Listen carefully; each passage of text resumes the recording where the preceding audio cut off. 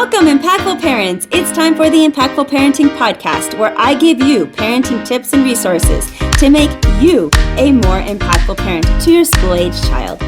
I am your host, Kristina Campos. Welcome, Impactful Parents. Today, we're going to be talking about getting ready for summer. And we're going to talk about how to balance phone use, how to manage teen isolation, and then keeping our kids in good mental health throughout those summer months. Hello, my name is Kristina Campos. I'm founder of The Impactful Parent, and I help parents of school-age children who want to be one step ahead of their kids to turn their chaos into connection with their adolescent. I'm a mom of four, a teacher that's taught every grade from preschool through high school, and today I help moms and dads like yourself to navigate that exhausting, confusing, frustrating, but rewarding world of parenting. So welcome to The Impactful Parent. And today I have a special guest. His name is Yuri Mello, and Yuri is the co-founder of School Pulse. And School Pulse is an app for teens that can change how teens think and improve their mental health. Through daily texts and weekly videos, School Pulse delivers optimism, growth mindset strategies, and tools for students, parents, and even school faculty so that we can raise kids' spirits and challenge negative and intrusive thoughts. Yuri is also the author of the book called Mind Over Gray Matter and the best-selling teen guide, which is called Know Thyselfie. On top of all of that, he's a dad. So thank you for being here today. I am excited to dive into this and how you can help our kids this summer.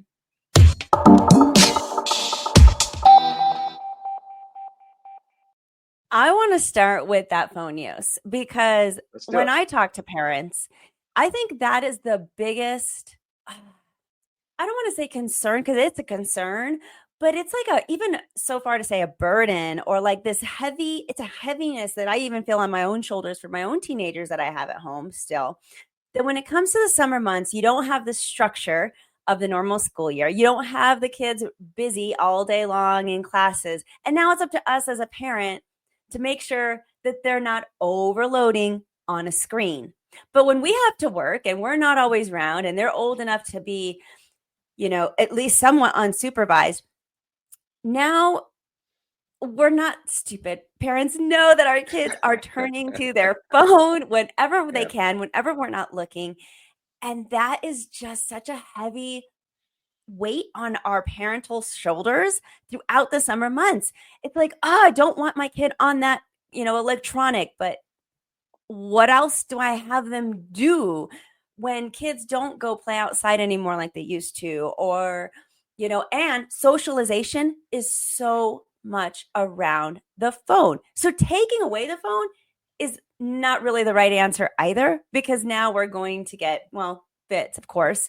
We'll get a lot of pushback, a lot of screaming and yelling. But not only that, but parents don't want to take the socialization away. It's just the unhealthy part of staring at something, about 6 inches from your face all day long. So again, let's talk about our mental health. How do we control this? We know it's affecting our kids, these devices. What do we do this summer? What are some tips that you might have? And it's really, I agree with your statement about the weight. It does feel a little bit that way. It almost feels like sometimes, I'll be super honest, Christine, I feel like we're a little stuck. And I'll just speak personally from it. Like I'm a little stuck. We've allowed this in, and now it's very difficult to take it out. Like it's become something that I'm almost a little hopeless about, other than the idea that I feel like I actually believe that our children will figure this out. Like in a way, we forced them into this, and I actually believe that they're going to find a way out of this. I'll give you a couple of tips, and I'll just start with number one. And this is for me, and we use this. My wife and I use this. I'm sure all of your parents use this. But if you're not using screen time on your kids' phones, whether you have an Apple phone, you have that service that allows you to monitor and to set limits. Like, just do yourself a favor and do that.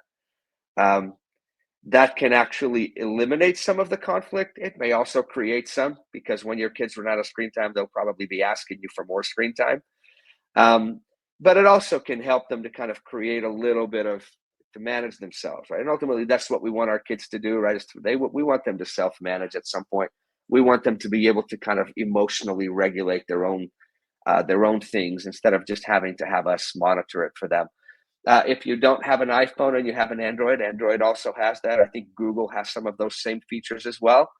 And just it's time for you to do a little bit of your own homework, and let's figure out how to just set some limits. Like, I don't think it's wise for us to just let our kids or trust them to self-regulate. The phones are just too good, to be honest. It's just too good. It's too good. It's too easy. And the way that I think our children's brains are targeted there, it just makes it very challenging for them. And so I would say use that, number one, like just create some screen time limitations and help them to regulate. It's not about, we want to be able to be trusting of our children, but the reality is they just need help. Like, we've given them something that's so unbelievably powerful, and there's a pretty good chance that they're not going to manage it well until they suffer. And we can wait for them to suffer. That's okay too. Like, the realization, like, there's suffering in life, and pain can be a masterful teacher. We don't always want that for our kids, but pain is certainly going to teach them, just like it taught you and I, right? Like, it's taught me some pretty dang good lessons.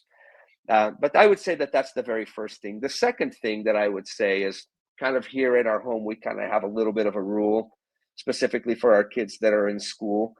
Is one of the rules that we have for them specifically is you have to be involved in at least one thing, like whatever that is. And it can be two things or three things, whether that's choir or band or soccer or basketball or gymnastics or cheer or whatever it is, like, or some other club or job. Like, you have to be doing something and you have to pick it. The thing that you just said, I want parents not to skim over, is that they have to pick it.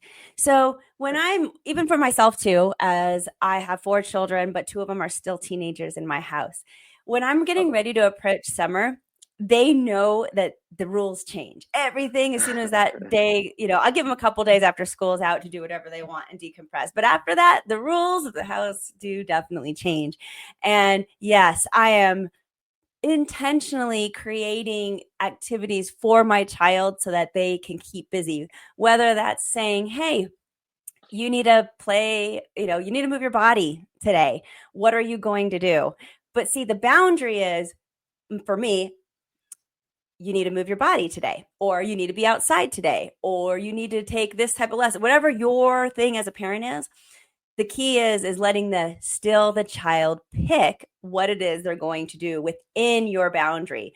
So to tell a child, you need to go play soccer today, that makes them not want to play soccer. That makes them hate soccer, because now they feel like they have to play soccer. But if they get to choose soccer instead as their outdoor activity, because you just said you have to go outside today for an hour, that's the key there for parents, is that you need to let them still have a lot of autonomy in what are they going to do within your boundary. So make sure that you're not narrowing it down and telling your kid exactly what they need to get done. Instead, it's, hey, even when I do chores for the summer, because again, another thing that you can do, say, this is what you need to do today in order to fill up their day with something that's non-electronic. And it could definitely be work around the house. And I'll say, these are the things you need to get done today. They have to be done by this particular time period. And again, I'm not telling them you have to have it done before you get up. You have to have it done before I'm saying, nope, here's your time limit. And there again is my boundary, is get it done. Their autonomy is when they can get it done. Yeah. And there'll be consequences, of course, if it's not done on time and things like that. And, but that's another conversation for another part of parenting. But just to give parents that idea and to keep them busy. Now, with your app, and because School Pulse is an app, correct? It's actually not an app. It's when kids opt into our service, and you can actually, like, this little QR code that you kind of see there, that's actually kind of our demo. Yeah. But when kids when kids do that, they actually get a text right on their phone. So it's not, they don't have Okay. to download anything. They don't have to create a username or password. We just put this throughout schools, and then we provide this proactive, like our So it's proactive tool. So for a example, program that yeah, we're that's right. like a computer, yeah, some kind of electronic Yeah. program.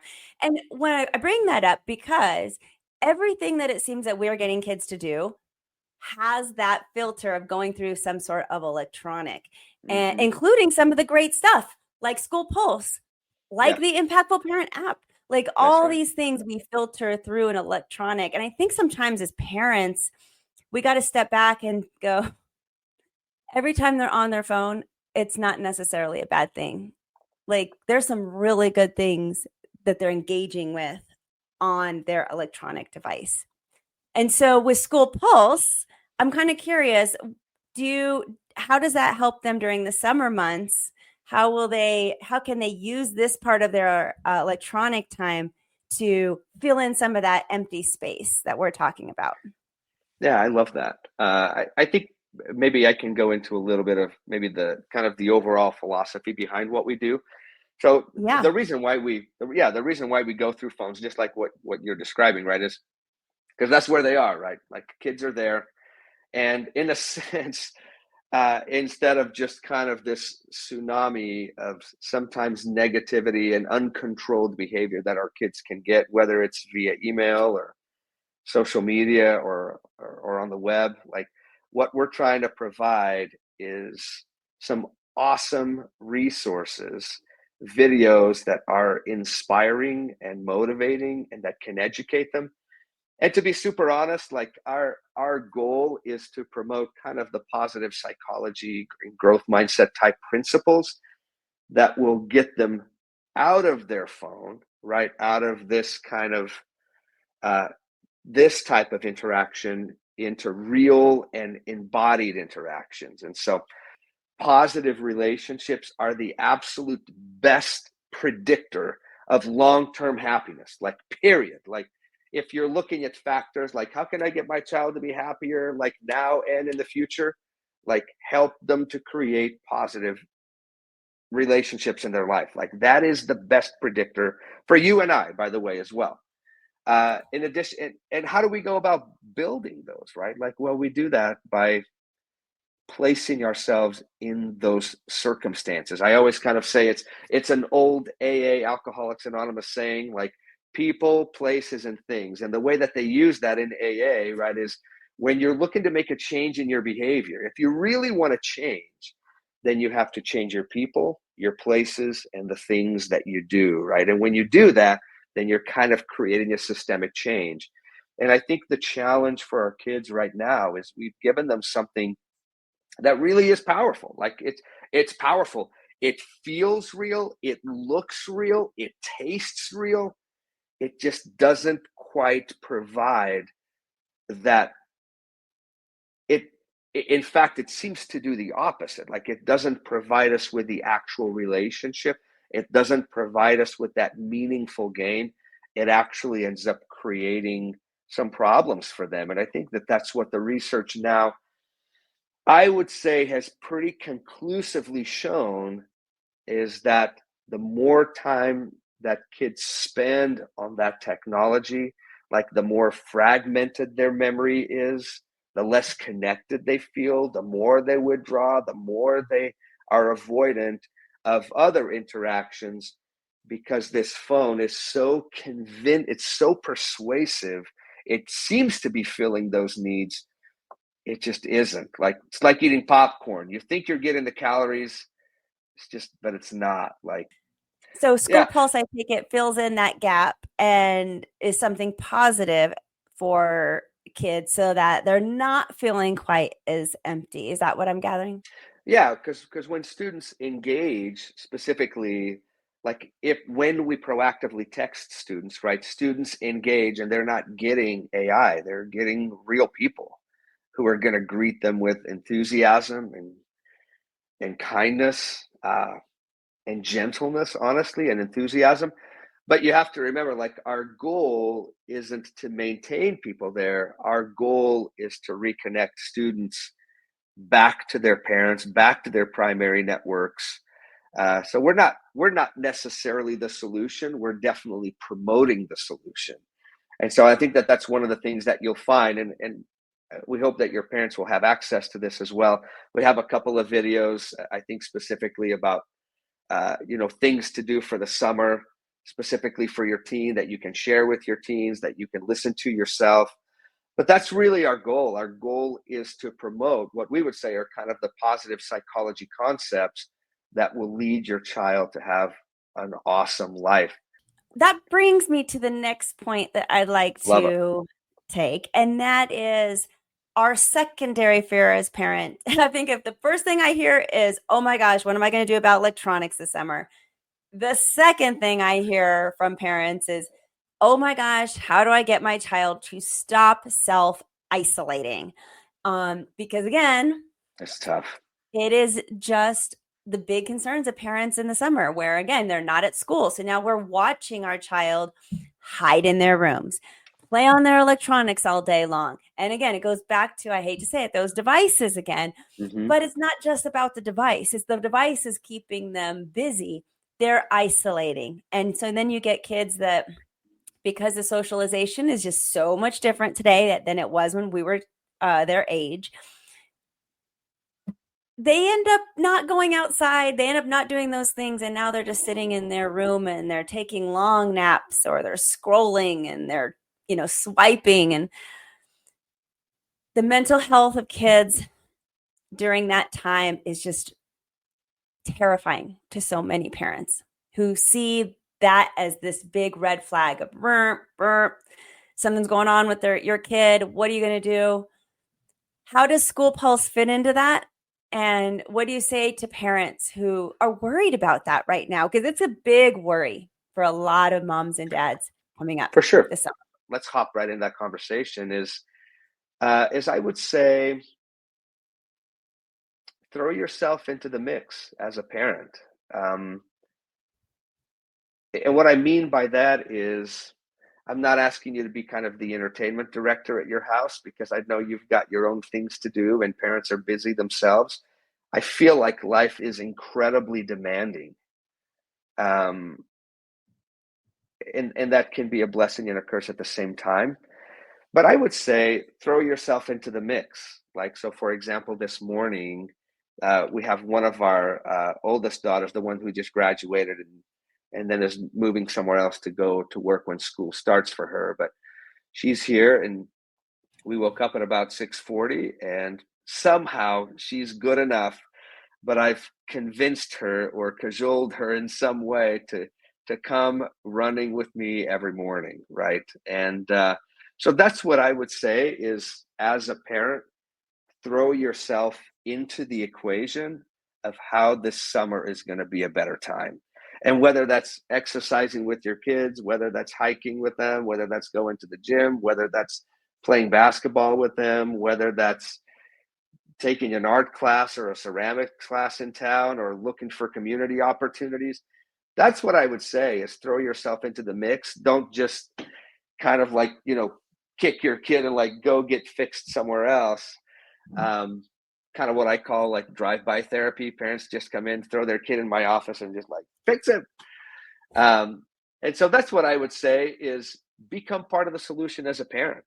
Like, join in on the activity.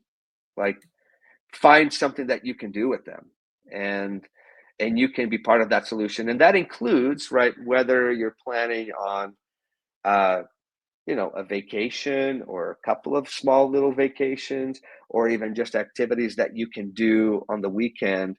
I would say maybe put a little bit of thought on your side as to how you're going to contribute to those positive outcomes that you want. But I think it's really important for you guys to have some of those times, because you're right, the phone can be very isolating. There's a great quote. I don't remember the author, so I'm going to steal it from her, dang it. But you guys can probably find it. But one of the challenges that we find with phones, right, is that kids are, oh man, I'm going to forget exactly how she said it, but is that kids are constantly elsewhere when they're on their phones. They're not there, right?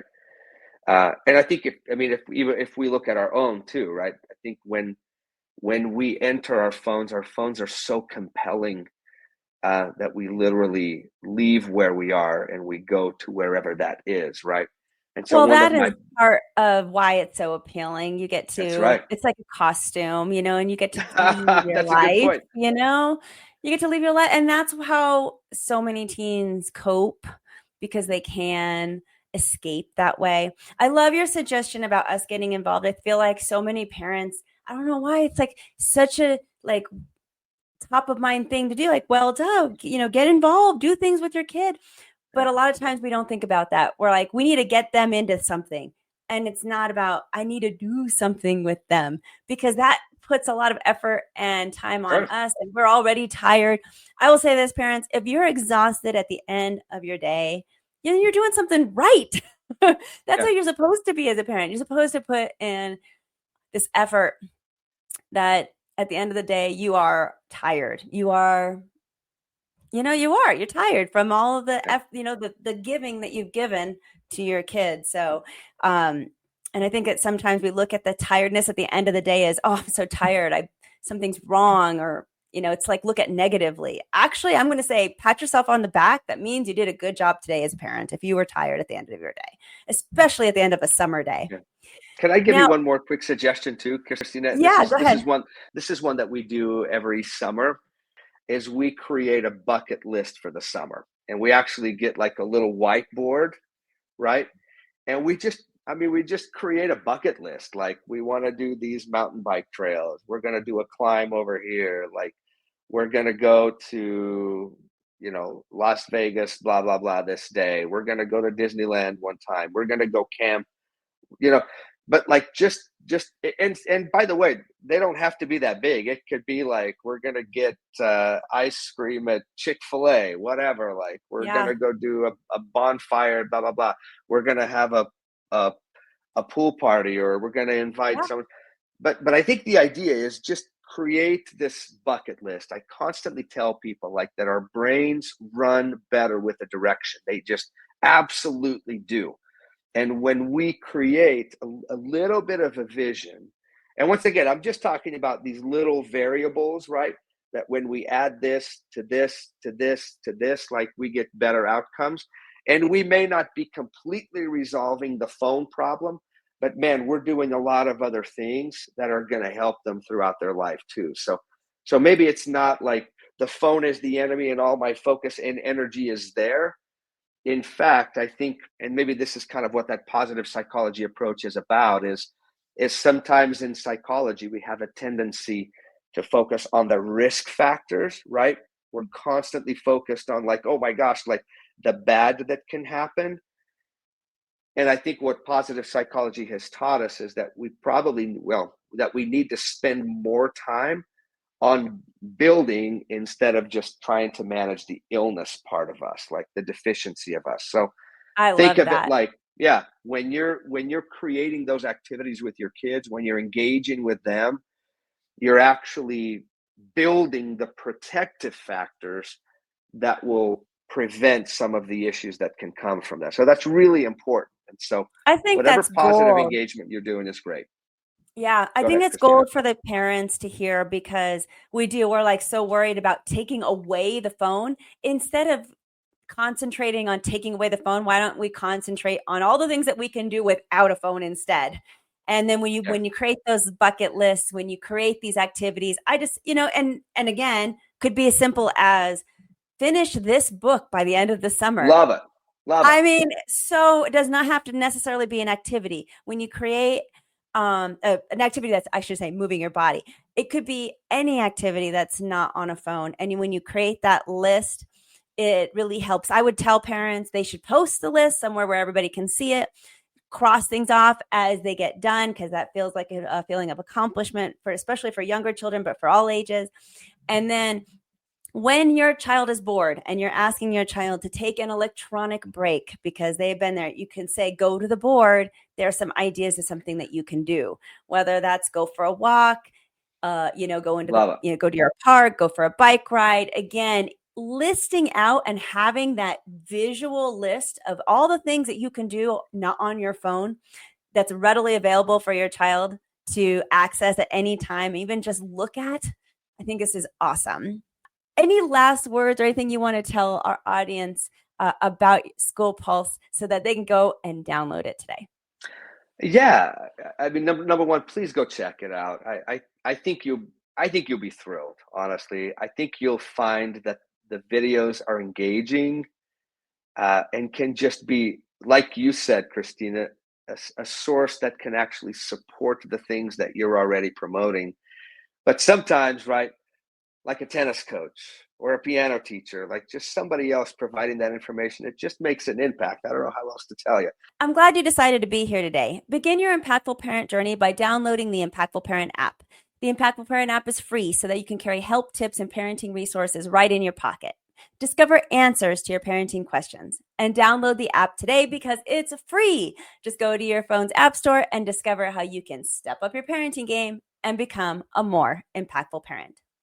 Also, remember that this episode is just a small part of what the Impactful Parent offers. Also available are online courses, parent support groups, coaching services, and of course the app. So find out more by going to theimpactfulparent.com. But until next time, you got this. I'm just here to help. Thank you for listening today. Remember to subscribe and share this podcast with a friend. And don't forget, the Impactful Parenting Podcast is an extension of the Impactful Parent community. Go to the Impactful Parent website and download the free Impactful Parent app so you don't miss a parenting tip that can help you and your family. Thanks for listening today. So go to theimpactfulparent.com and see you next episode.